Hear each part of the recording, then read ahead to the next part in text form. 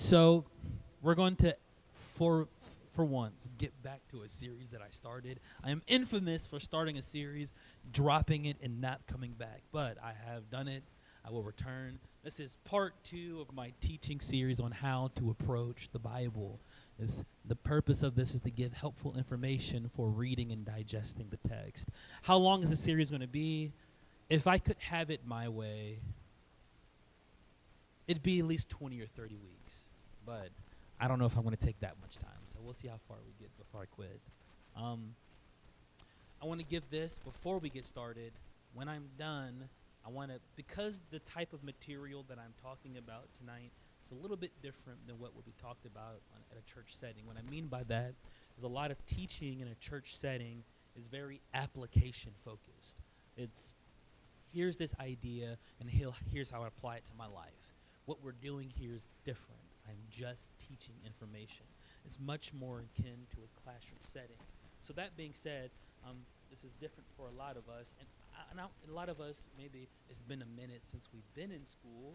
And so because of that, you might have some challenges with tonight. And so if there's any feedback that I can get to kind of help smooth this along for everybody so we can get the most out of this series. So I'll be asking for feedback at the end. Just how can, not the content, because the Lord tells me what to talk about. So you'd have no input on that. But maybe some delivery things that would make this a little bit more digestible for the congregation. So okay, with that out the way, I highly recommend taking notes. There is nobody in the room that has the memory capacity for the amount of information that you're about to receive. It's just not there. So I highly recommend taking notes. Okay. Normally at this point, Lavisha goes and gets paper and pencils for everybody, but she's working the sound booth. So I'll have Kim do it. Kim, you go get the paper and pens and pencils for everybody. They don't have to take it, but it'll be available for whoever wants it. And so while she's doing that, we're going to do a brief. So with this series, what I've decided to do is to start with a little bit of the basics of Hebrew. I was talking to people before. I'm not teaching you how to speak Hebrew, nor am I teaching you how to read it. What I'm teaching you is enough about the Hebrew language so that when you use resources that reference the original language, you understand what the resource is.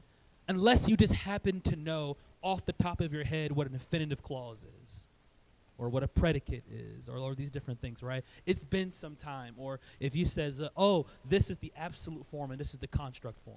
Or these are things that aren't just on top of our mind. And so I'm going to hit those type of topics.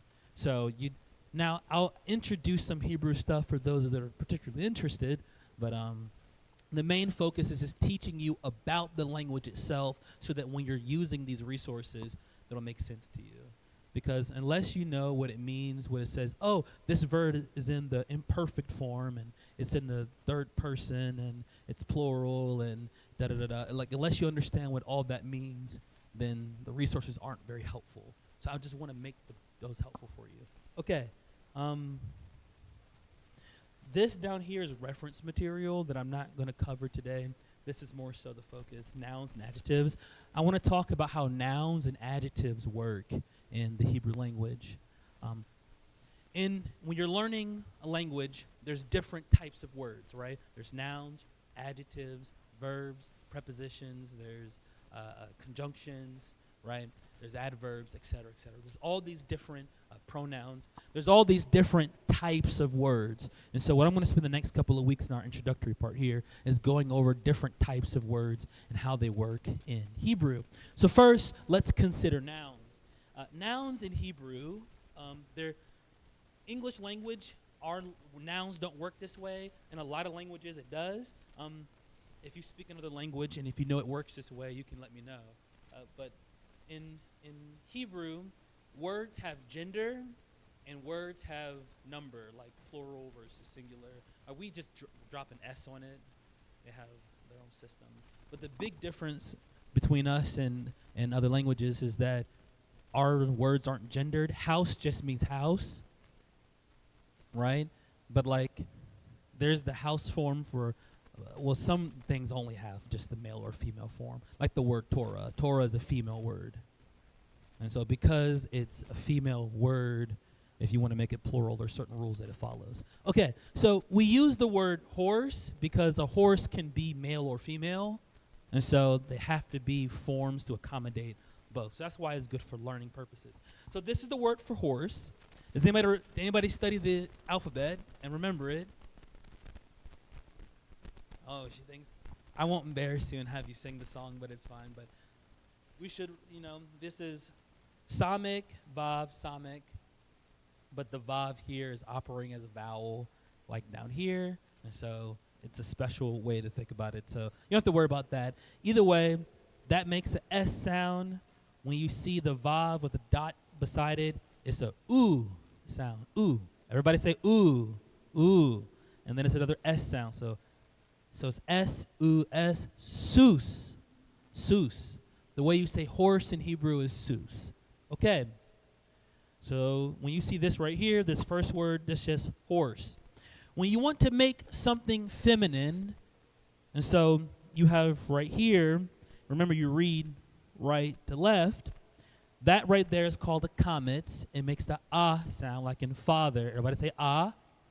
And then that's H, that's hey. When it's attached to the A sound, it's just part of the pronunciation. So that's called a historically long vowel. That's not relevant. So that's pronounced S-U-Sa. So it's Susa. And so if you didn't know, a female horse is called a. Well, in English, a female horse is called a mare, correct. So you would translate this as horse, and this is mare. Okay, if you want to make a masculine word plural, you add this ending. That's a hirik, that's a yod, and that's a mem. So that becomes susim. In Hebrew, you're going to hear this ending, im. If you hear im at the end of a word, 9 times out of 10, you know 2 things. 1, that it's masculine, and 2, that it's more than one thing. Susim, right? Nevi'im, right? Like prophets. Nevi'im, that ending means male. Same thing here. We know sus. That's another vav. That's another long vowel. When it's beside it, it's oo. When it's on top, it's o. Everybody, o. And then that's the tav. That's the T sound. So, susot.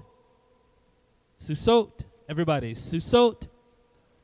Beautiful. That's mares, multiple horses that are female. So that's horses, that's mares. Yes?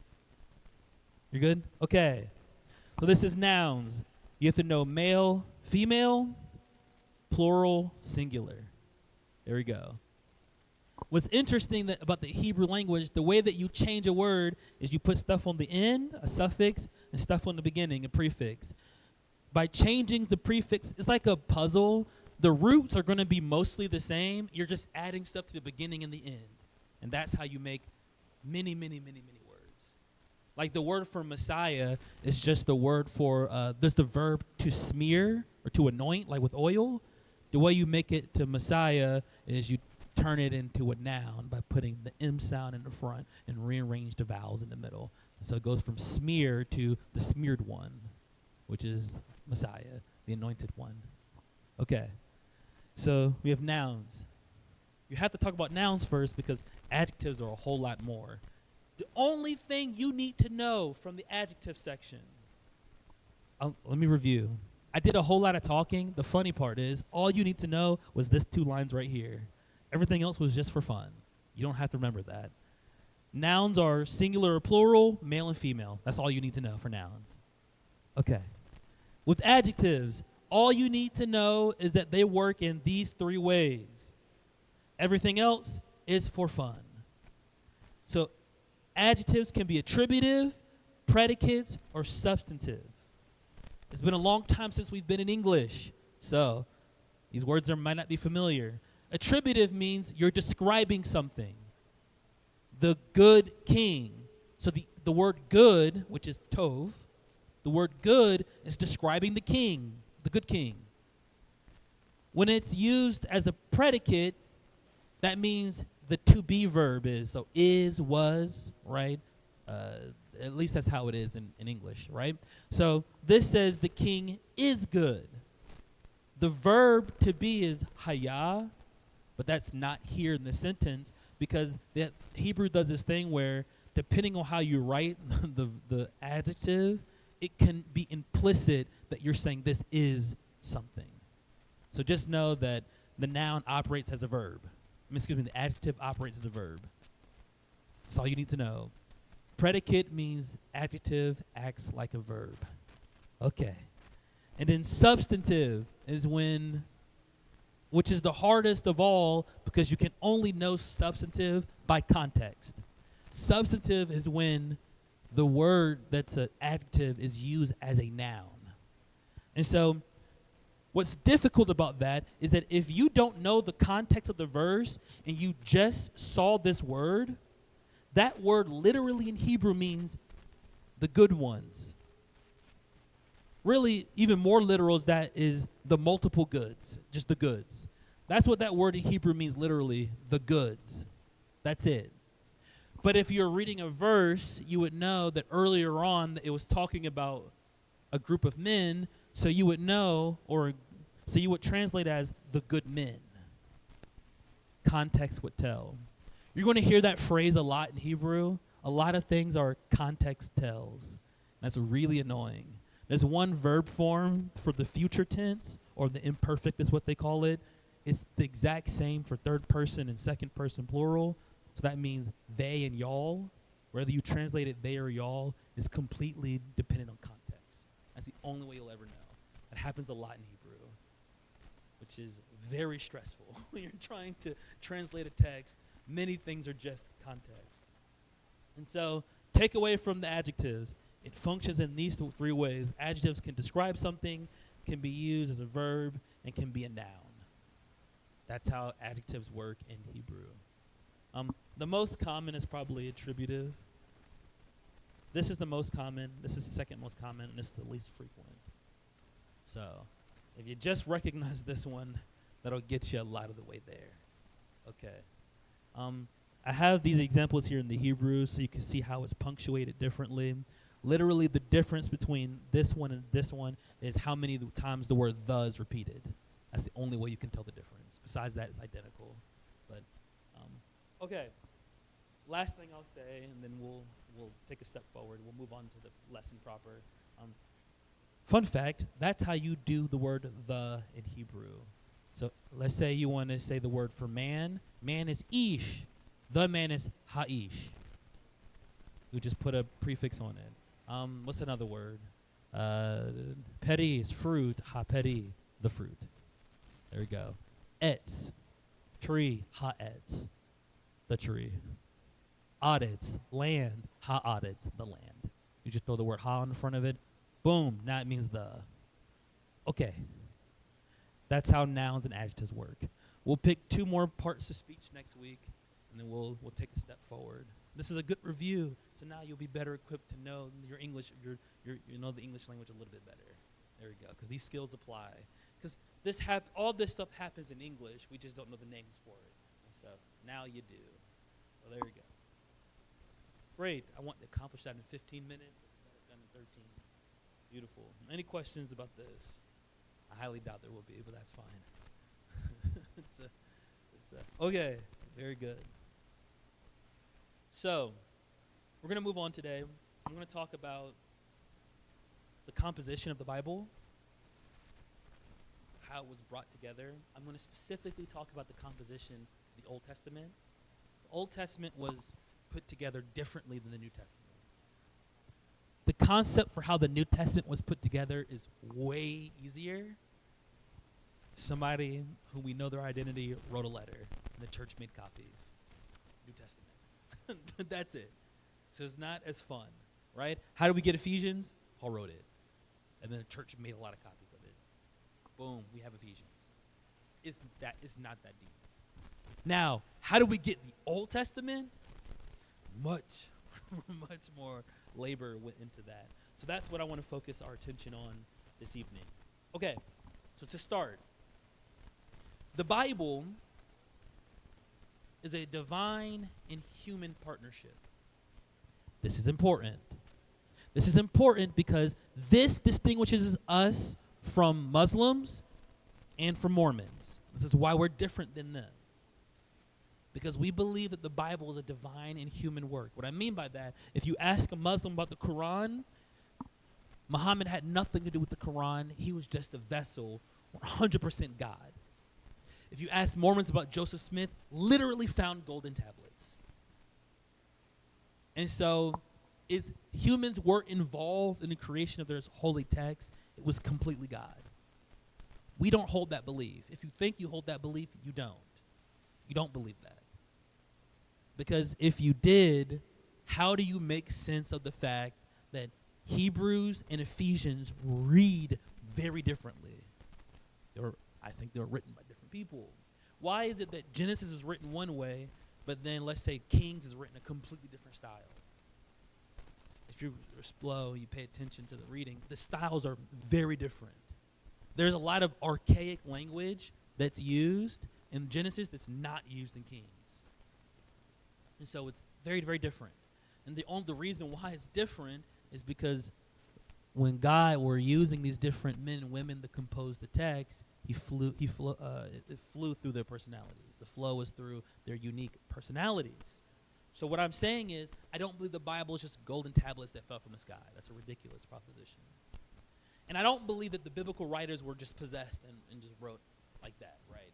So I don't believe it's the case that when Moses was writing the first 5 books of the Bible, that when he wrote Genesis, he was like in a trance and God was moving his hand.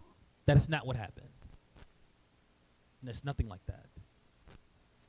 I believe it was collaborative. What I mean by that is he was a man of prayer. He spent much time in the presence of God. And in that time with God, him and God conversed. God delivered him a message, and him using the education that he got while being raised in the most powerful empire at the time, because Moses was not stupid. He was a brilliant man. He was raised by the most powerful nation at the time. He lived in Pharaoh's house. I mean, he had the best education that you could receive at that time period. Moses had it. Moses was not by any means a dumb man. Very literate. And so he used that education that God gave him, plus the anointing of the Spirit, and he wrote incredible literature. The first 5 books of the Bible are incredible. Incredible. And so because of that, when I'm reading the Bible, I advocate for what's called a literary theological approach. If you've been a part of my series on discipleship, we've talked about this before. The Bible is both simultaneously the Word of God, but it's also a piece of literature, and we need to read it as both. By the Word of God, I mean I have a high view of Scripture. I do believe that the Bible is God's Word, that if I want to understand God's character, His will and desires for humanity, I can find that in the Bible. But by literature, I also means that the conventions that we would use to interpret any other piece of literature, you can use it to interpret the Bible, is what I'm saying. Okay. Does anybody have the notes pulled up? I hope not. If you have, then you can't answer the question. Great, nobody has the notes pulled up. That's because you're not prepared. I'm joking. So, fun little pop quiz. When is the first time that the Bible mentions itself being written? We'll start with the book. What book is it in?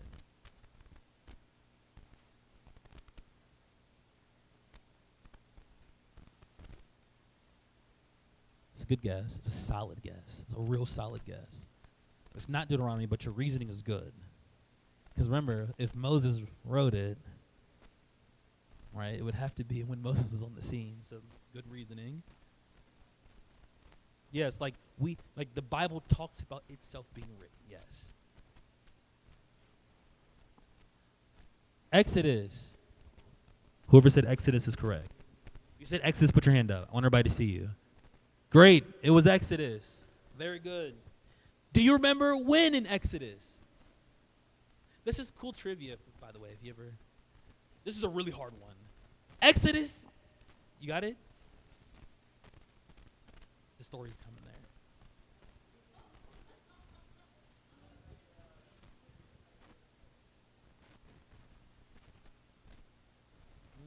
No, but that's these are really good guesses, but no, not quite.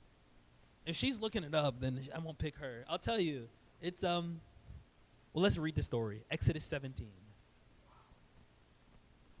What? He said Exodus 17? Good, yeah. He was excited because you got it. Good, yeah. Exodus 17. This man sniped it. Very good. Verse 8. You're going to, and you've heard the story preached before if you've been in church long enough. Let's Exodus 17 and verse 8. Let's take a look. Exodus 17. I want to hear the sound of pages turning. Exodus 17 and verse 8. There we go. We're going to get there.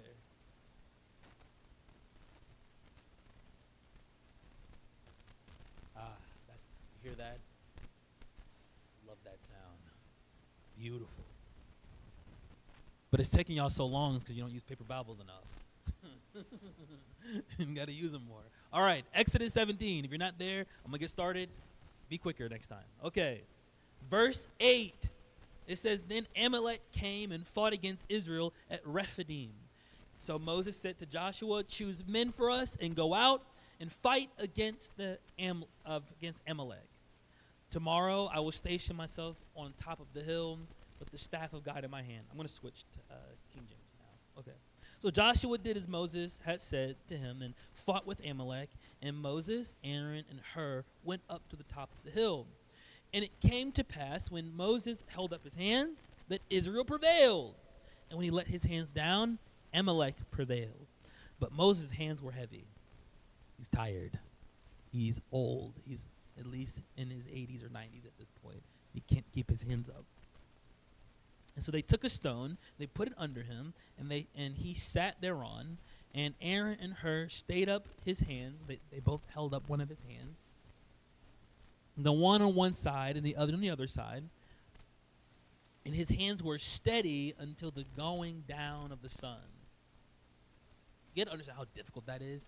Even if somebody's holding your hands, the blood flow is going down, so his fingers are probably tingling from being held for so long. Moses was suffering in pain for hours with his hands raised. Even if somebody's holding your hands up, it hurts a lot. This is dedication to obedience. So then it says in verse 13, And Joshua discomfited Amalek and his people with the edge of the sword.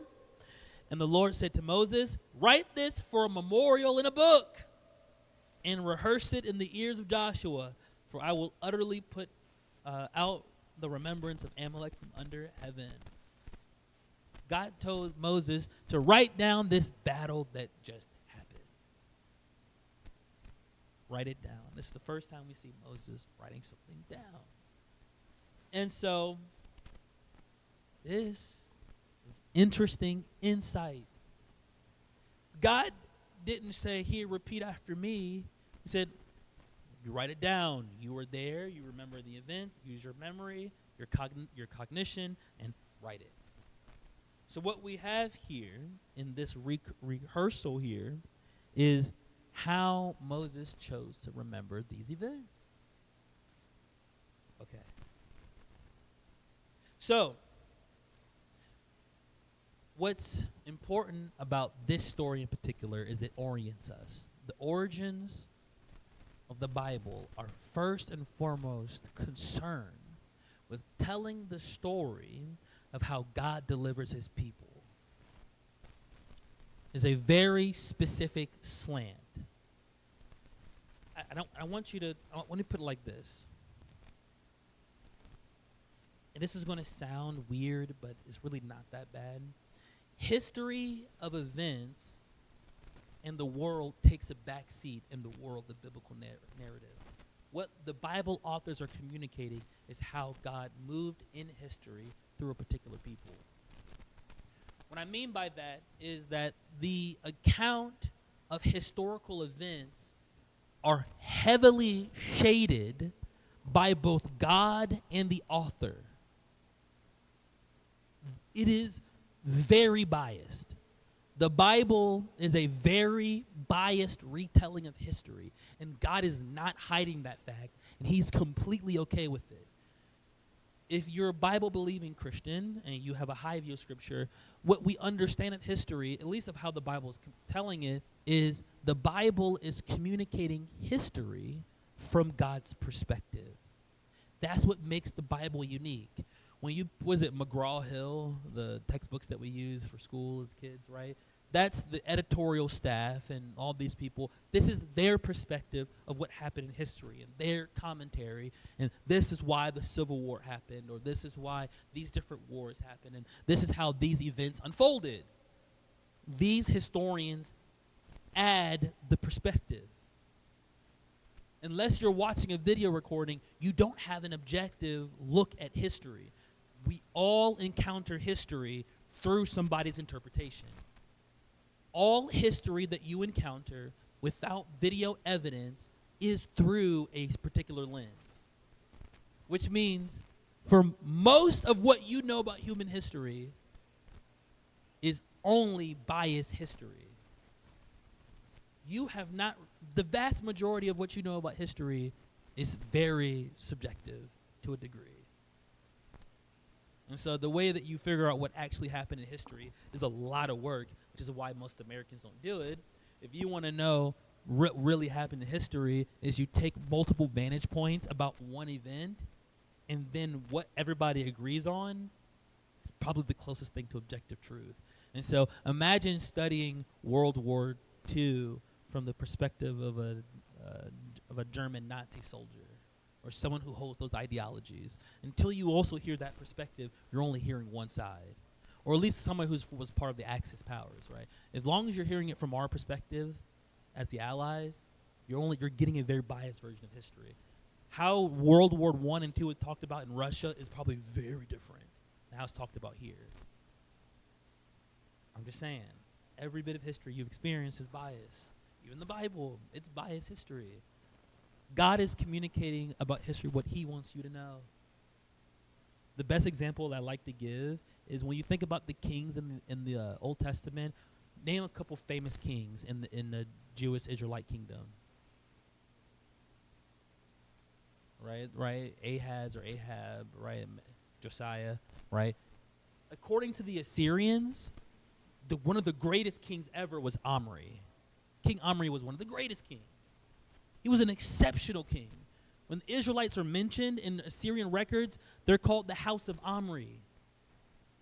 That's how impactful he was, an ingenious tactician.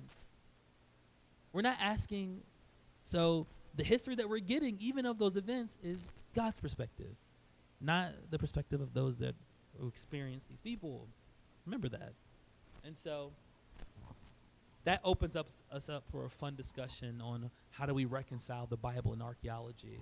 That's a much bigger conversation that we can have at another time. I've said this in a bit of a controversial way. My faith is not in archaeology. My faith is in the Bible. Somebody asked me one time, if the Bible contradicts archaeology, do you lose your faith? I said, my faith was never in archaeology. The Bible is giving me a perspective. I'm interested in the Bible's perspective. I can accept what archaeology say and my faith be unimpacted because they're telling two different stories. Now, that's not to suggest that these writers are just taking their liberty and writing stories whole cloth and just making up fictions. I don't believe that at all. We'll get back to that in just a second. Okay. Another perspective that's worth noting. Oh, man, this is so cool to me. The vast majority of the Bible that we have in the Old Testament does not even represent the views of the majority of Israelites. In fact, from Judges to the end, everything written is from people who are minorities in Israel. Because you imagine being a citizen and writing about Judges? That would get you persecuted against. The Judges, the writer says, Israel was wicked. All of them. They did what was right in their own eyes. This is a guy who's looking at Israel as a collective and saying, y'all suck. We over here in holiness like that, not like that, but y'all wicked. So there's some group of faithful people, or at least they perceive themselves to be that way, looking at the condition of the Israel and saying, y'all are bad, and this is why we're in the mess that we're in. Even when you get to Kings, Or you can get to Samuel, all of it. Notice, how often does God have to tell the prophets to tell the people to stop worshiping Baal? A lot. That's because a vast majority of the people in Israel probably worship Baal or Asherah. That was a god that was worshipped in many households. We have this image of Israel that they were this perfectly monotheistic nation. They weren't.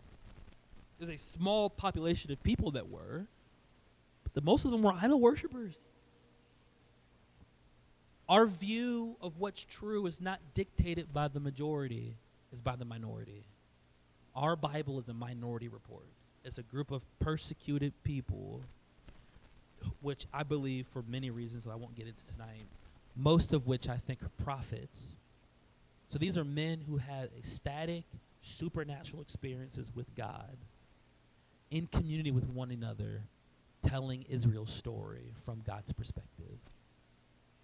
That's what we have when we open the Bible. Oh, man, this is another thing that, so I'm giving you these different points about consider about the composition of the text because it impacts how you read it. The next one is, this is going to sound more liberal than what it is, but it's not that bad, I promise. The Bible that we have, the Old Testament that we have, is edited together. And it's edited together not always by the person who wrote the book. What I mean by that is, do I believe Moses wrote most of the first 5 books of the Bible? Yes. Did Moses write all of it? No. Obviously not, right? And one example to prove it? Genesis 22 and verse 14. Moses could not have written this verse. It's not possible. Right? Genesis 22. So let's turn there. Genesis 22. And then verse 14. It says, and Abraham called the name of the place.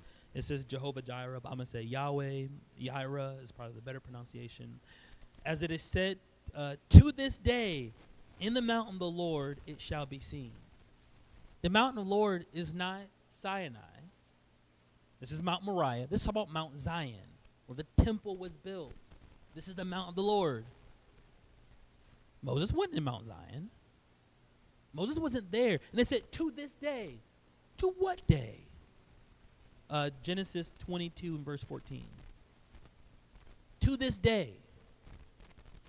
This is somebody much, much later in time commenting way into the future, talking about what happened. Whoever put Genesis together in the final form that we have, they added commentary throughout the book of Genesis. And this is one of the points they added. But this is important, though. Think about it. Because if this is where the temple is, well, what happens at the temple? Sacrifices. Well, at the very first time our ancestors stepped on this mountain, what did they do? Make the ultimate sacrifice. Our whole people, our whole nation, our whole reality, who central to our identity is worship via sacrifice. There's a claim. The editor of the Bible thought it was important to know that you know that. That the same place where Abraham sacrificed, the same place that we do sacrifices today. And so, that being said,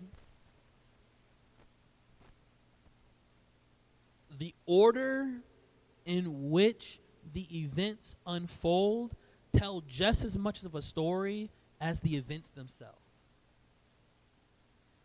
The position every book has in the Bible tells a story, which is why I'm very partial to the Jewish ordering of the Bible.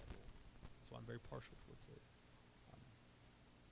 The way the books themselves are ordered, they're speaking a message. You have to pay attention. Now, I don't believe that the final editors that put it all together had total liberty to do what they want. I believe this process was led by God, and I do believe that these final editors had to be people who know the Bible very, very, very well. They're probably Bible scholars, most of which were probably in the school of prophets. These groups of prophets that got together and studied the Word and talked about the Bible.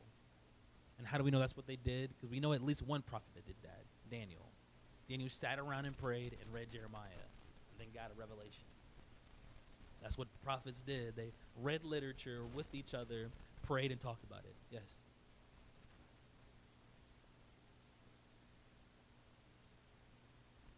100%. That's a whole. I have a whole point on that.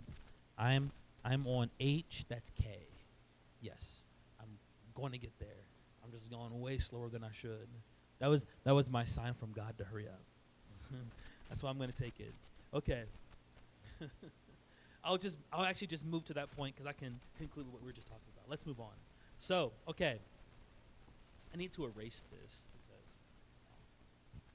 I want to write this out for us. Man, it's going to take forever. And it's because you erase this for me. Thanks. Well, I'm walking that slow. Very good. A couple things we need to write down. You know, I didn't get the best thing to wipe with, but that's all right. People will be able to read it. Hold this one. Okay.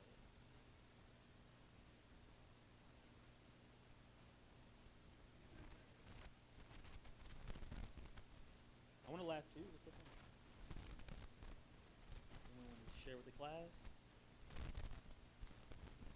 What's so funny?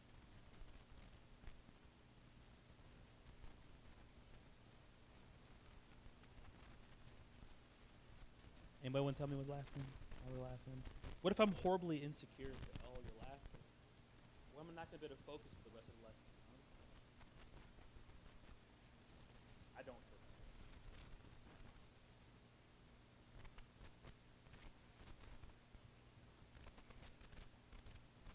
that. Oh, I see. This is my power stance. Makes me feel good.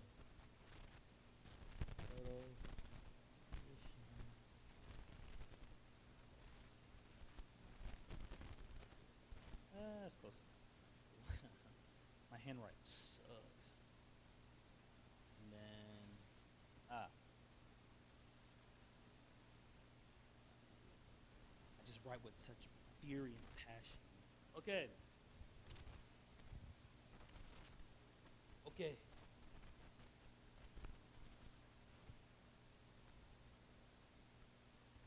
Something like this.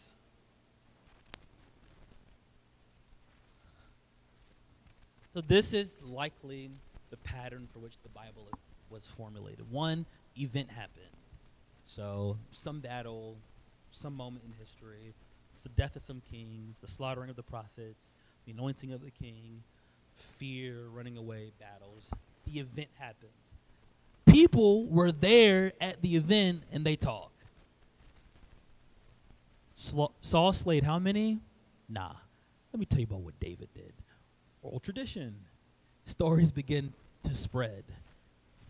You can imagine being in Joshua, right? So you're in the promised land. You're warring and fighting. Hey, you remember when our grandpa would talk about how there was a rock that would just shoot out water and feed and everybody would have something to drink? Isn't that crazy?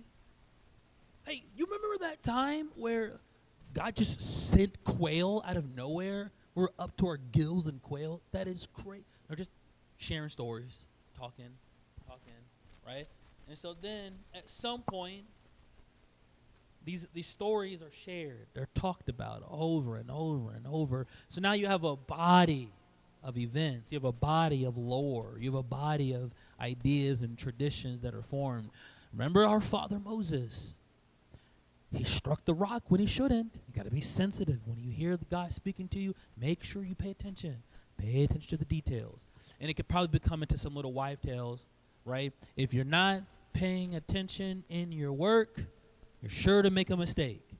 Because our father Moses, he struck the rock when he should have spoke to it, right? They'll take some story that happened and then make a little saying out of it. That's probably what happened.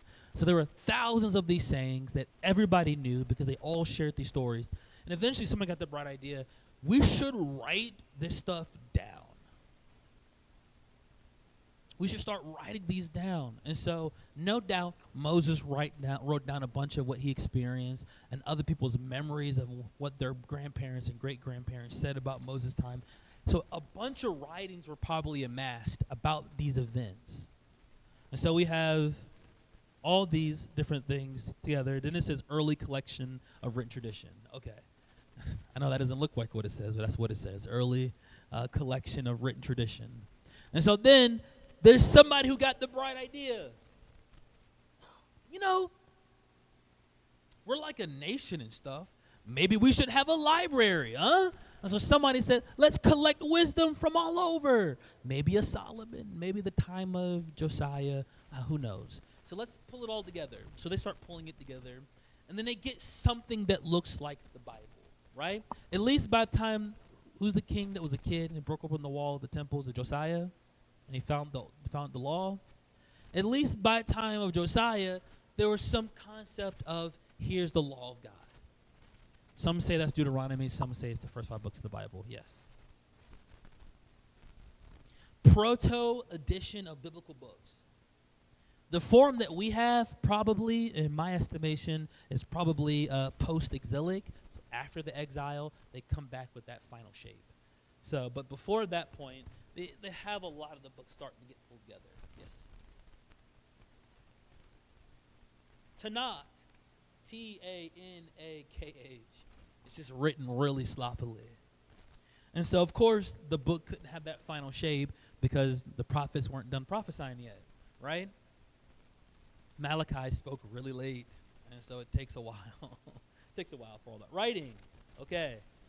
And so the composition of the Bible is something like this. Then, of course, we know that these different writings were collected. Like, for example, if you're an astute reader of the Bible, who remembers the scroll of Jasher in the Bible? You heard of that? The scroll of Jasher? It's in the Bible. It's in Joshua 10:13. How about the scroll of the wars of Yahweh? That's also in the Bible, Numbers 21 and 14. Where are these books, these lost books? They're probably early written traditions about different stories and stuff. That's why they're mentioned, right? Or example, the scroll of the deeds of the kings of Israel. It's probably like, it's 1 Kings, Solomon, right? That's there. A commentary on the scroll of the kings. That's 2 Chronicles 24, right? And so we have what might have been earlier versions of books of the Bible. And then we have stuff like the Proverbs of Solomon that the men of Hezekiah compiled, right? Proverbs 25 and 1. So somebody started pulling wise sayings together. So we can see evidence within the Bible that there's different sources that people pulled from when they were writing these texts, and it was pulled together. The purpose of me sharing all of this is not just so I can have a fun time having this conversation, which I'm having the time of my life. It's to show you how dynamic the composition of the text is. It's to show you that the Bible is very human, and that's okay. God worked with human agents over a 1,000-year period, brought together 39 books, and made something coherent. That is much more impressive than a golden tablet. That is way, way more. Because you think about that, from Exodus all the way to 2 Kings is one coherent story written by many authors over hundreds of years. Between the building of the temple and their exodus out of Egypt, I think was it 480 years, something like that. That's hundreds of years apart. And it's one story. That is miraculous. Now, skeptics would say, oh, well, look at this contradiction here and this contradiction here. You're missing. Look, you're in the middle of the forest, and you say, well, this is a tree here, and this is a tree here, and you're getting so caught up on these little details when you step back and realize this is a majestic forest. And whatever little errors or contradictions they speak of, one, they can be explained. And if those are the only contradiction that exist over documents that were written hundreds of years apart, of people who never met each other, that is impressive. Bro, play a game of telephone, and we can't even get a message that's coherent and the same as when we started. Their message is consistent after hundreds of years. Miraculous. Okay, Dead Sea Scrolls is So that is a Greek copy, one of our oldest Greek copies of the Old Testament. So after the time, so Israel was conquered by several nations. This is history, you should know. All right. So Israel was conquered by Syria first, then Babylon, then what? Yes, Medes and the Persians, and then the Greeks, right? And then there was the Maccabean revolt, and then that didn't go too good. But when then the Romans came in. Okay, but during the time when the Greeks came in and they got Hellenized in Alexandria, which is in Egypt, they started translating the Bible into Hebrew because a lot of Hebrew kids didn't speak Hebrew anymore. They spoke Greek. So they translated the Bible into Greek, called the Septuagint, so they could read it. And so many copies of that were proliferated, and one of those copies was taken, and this little tribe outside of the city had these copies in jars. That's what the Dead Sea Scrolls is. Yeah, I would say the people who possessed the scrolls were probably contemporaries of Jesus, if not a little bit before. But I mean, it's pretty old though. It supersedes the next Hebrew that we have. Our Hebrew text, like if you use King James, is based off the Masoretic text. That's like 1,000 years later. Yeah, so the Hebrew that we have it's medieval Hebrew. It's not even like super ancient Hebrew. The oldest texts that we have are like Greek, maybe some Coptic text. So that's Coptic is an Egyptian language, stuff like that. So, this is a tangent, but I think it's hilarious. I think it's really funny. The Septuagint was translated in Alexandria, which is in Egypt, right? What is the book of Exodus about? And getting beat up by their God.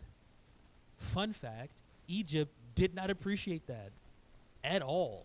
And so what the Egyptians did was they made fun of their God, and they said, your God is a donkey head God named Seth. That's how the Egyptians made fun of the Israelites. And then what you'll find a couple hundred years later is graffiti of Jesus with a donkey head. It's because the Egyptians were making fun of the Jews, saying your God is a dusty desert God named Seth. He's the God of death and destruction, and he's disgusting. And you backward people serve a donkey god. And so there's a graffiti that says Alexander worshiping his God. That's the history of that. So that was bold for them to translate it into Greek and just like let it be. That was kind of crazy, right? It's like, this is offensive, I'm going to say it anyway. It's like a Muslim person. No, I need to reverse that. It's like an American person is an American person in some Muslim-speaking country, and we have our commentary about Muhammad, and we're saying A, B, C, and D, and he married a 9-year-old, and we're just slandering Muhammad, and then we just release it in Arabic all over the country. That's a terrible thing to do. It would get you persecuted. That's what happened to the Jews. They got persecuted a lot. They wonder why they were persecuted. They did things like that. Wherever they went, they were pretty combative. And Jewish people were very combative. You know, anywhere they settled, they said, "Oh, you pagans and your pork," right? They were very combative people. I respect it. They got the guts. So, yeah, there we go. Jesus was a Jew, so he got to have a little bit of guts.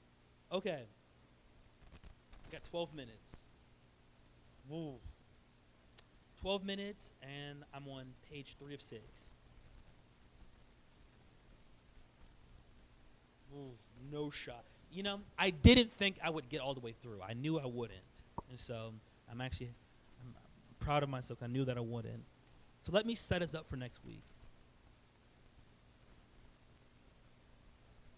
Okay. So we started real big picture. We talked about the Tanakh, so the whole Old Testament. Then we narrowed in to the composition of the Bible. Now we're going to narrow in even again, or we're going to talk about the first 5 books. And then after that, we're going to get even more narrow. We're going to focus on Genesis. Because remember, this all started with, I'm going to do overviews of books of the Bible. That's where all this started. But I need some background information. So when I do the overview of Genesis, it's not going to be weeks on Genesis. Whatever I can talk about in an hour, that's it. We move on to the next book. So, because it would take too long to walk through a whole book. you weren't there when we did John. I made it through John. I think it was 15 weeks to get through 3 chapters. Going through the book of John. If I were to walk through a book and I just ignored the Spirit and I just taught it, like something like Genesis would take me 2.5 years to finish. If I taught it every Wednesday, it'd take me 2.5 years. Which there are some religious traditions that do that. Some religious traditions do that. Reforms, a lot of Reformed preachers will do that. That's like a badge of honor. I said, yeah, I spent 3 years in Matthew, right? That's common. We're not Reformed, so I'm not gonna spend 2.5, 3. Even though I would enjoy it, I'm not gonna spend 2.5 to 3 years on Genesis. It would just take way too much. So I won't do that. Like I said, whatever we can cover an hour, that's what we're gonna get. We're gonna hit it and go. Okay. So, drawing our attention to the Torah. I'll give a little introduction, and then we'll wrap up for the evening. What I want to challenge you to do when you read the first 5 books of the Bible is don't think of the Torah as 5 different books, but think about it as one book. The Torah is one book. Because notice that whenever they talk about the Torah, they don't say Genesis or whatever. They just say the one book. And so, let's see, Genesis, Exodus, summarize that, Leviticus, Numbers, Dute, the old Dute. Okay. This is one book, one whole book. This is the epilogue of the book. This is the beginning. You ever read a book in school where it says the prologue? You do remember what a prologue is from school? Remember prologue? Prologue is the introduction to a book. It sets the stage for the rest of the book that you're about to read. The Torah has a prologue.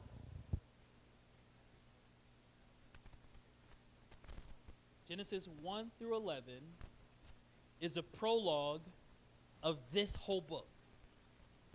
Everything you need to understand these books can be traced back to these chapters.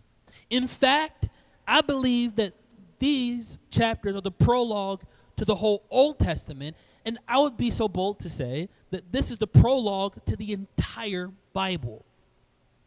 This is the prologue to your holy book. I could spend 6 months to a year on just these chapters alone. That's how much is here. I won't do that. I'm going to spend an hour on the whole book. But this is the prologue. Then we have something like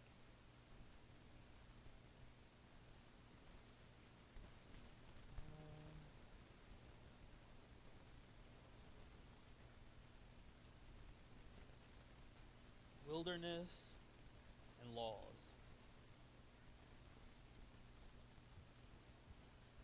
Okay. So, time here. Okay. If you notice this, 1, 2, 3, 4, 5, if you were designing something and you want to draw everybody's attention to something, what order would you put it in to draw everybody's attention to it? If you've been around me long enough, you'll know the answer is the middle. Yes. But if you wanted in this massive sea of information for things to stand out, there's 2 positions that you could put it in. Either the middle or the bookend. Right? And so, what you'll realize, content-wise, that these books form a chiasm. Remember that word? There's a pattern in the books.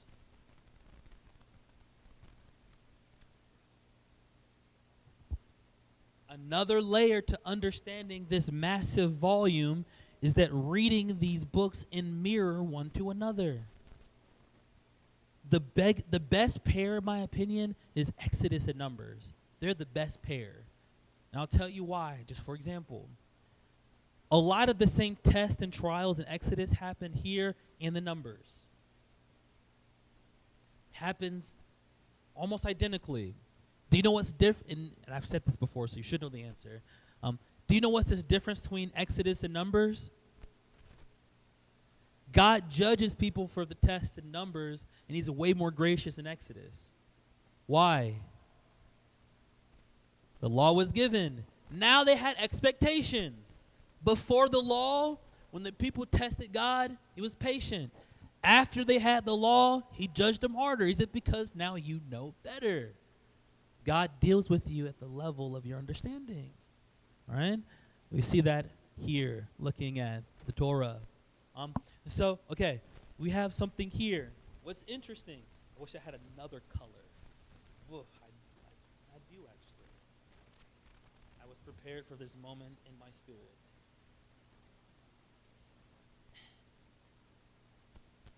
There's another story that happens in the Bible. Genesis begins with what?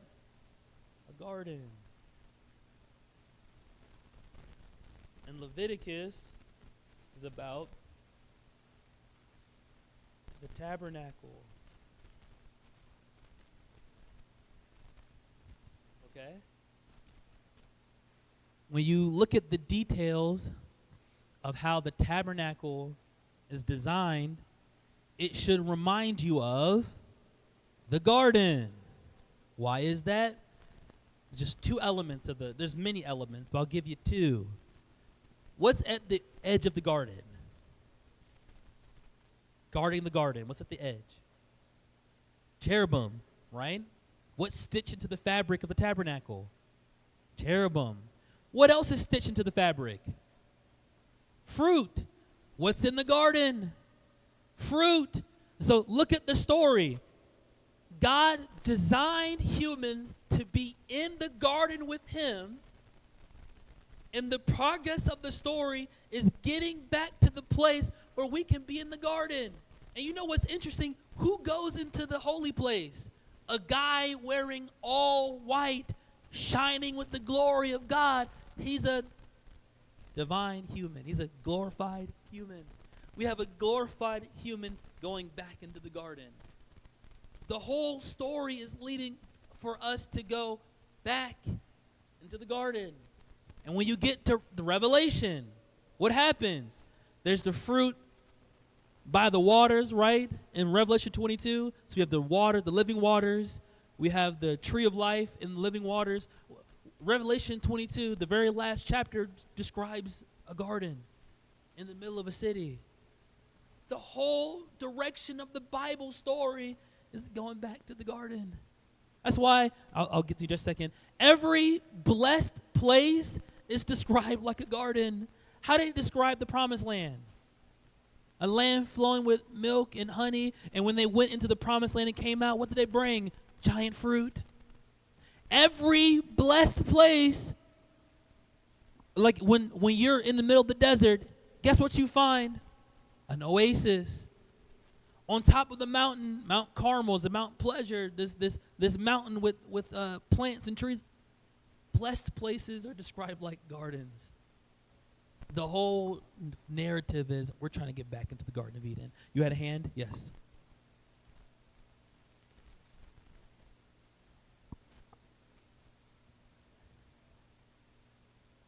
Oh. Okay. So the way it does that is, so this is the only question I have. When you think about, we learned this in school, and we talked about this earlier this week with teaching here right? You remember the plots in school? We learn about narratives. Narratives have a plot. So we have exposition, you have the rising events, you have the climax, you have the falling events, and then you have the resolution, right? In the exposition, the main conflict is described. The first conflict point, the thing that needs to be resolved, is God made us to be in the garden, but now we can't be there. That is the first point of conflict in the Bible. How do we fix this fundamental issue? That's how we know it sets us up for that. The first conflict there, the first problem that's introduced is we were made to be here, but we can't. So how do we get there? The climax is, depending on your interpretation, maybe the cross, maybe it's the return of, maybe it's coming back with Jesus, all of the saints, and the resolution is forever with him. However you describe it, you can put it all somewhere on this plot. But that's how we know. It sets us up that way. Yes. But we're out of time. I could go much, much longer, but we're going to have to stop here.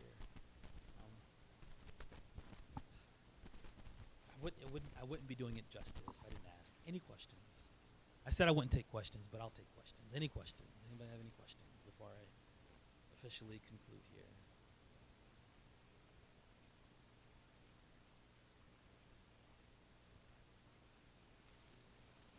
I'll take one. If you can pull out one, and we'll spare the people. We'll be gracious.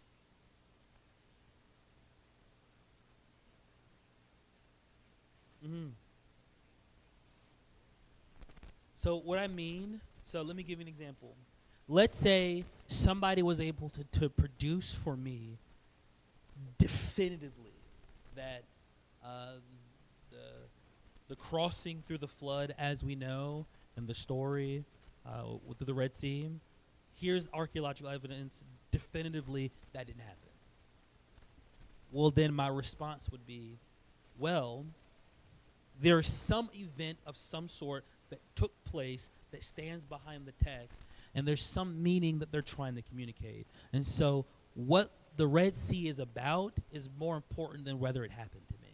What it's about is much more important. The purpose, whether they went through the Red Sea is irrelevant to me, because the fact of the matter is he's a deliverer. He's still a deliverer. Now, I happen to have faith and believe that these events happen. I don't think they made them up out of whole cloth. And to this point of our understanding, that has not been disproven. And so, but regardless of that, my faith is resting on what is the biblical authors trying to communicate. And I am comfortable with them using symbolic language to communicate higher meanings. That wouldn't even bother me at all. Yes, most of God's speech is poetic.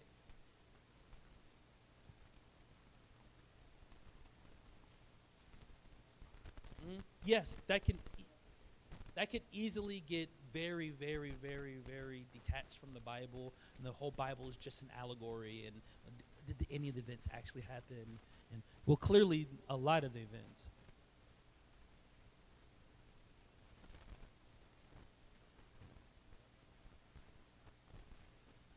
Their credibility comes from the fact that we still have this Bible that's being studied. It's the same methodology as to why some letters that Paul wrote are here and not others. And that's what I like about our faith. Our faith wasn't one guy saying, this is from God. It's a guy saying, I feel like I've heard from God. And the community has to accept it. The credibility is that the community of faith accepted the word. It wasn't just the word being spoken. It was also being received by the community. And so it's not just like the Islamic faith is one guy says this and you have to listen. Our beliefs were crafted by the hands of thousands, maybe even millions of people came together. And so there's a lot of safety that comes from that. And so I think that's a great positive to our faith and actually not a detraction. Do you have a burning question? Yes. Okay. Well, we could. No, we're getting way over, so I'm gonna go ahead and call it quits today. We'll resume. We'll do prayer at 8:15. 8:15. We'll do prayer at 8:15. God bless you. You're dismissed. Unless you're staying for prayer, then we'll transition to that in a little bit. Amen.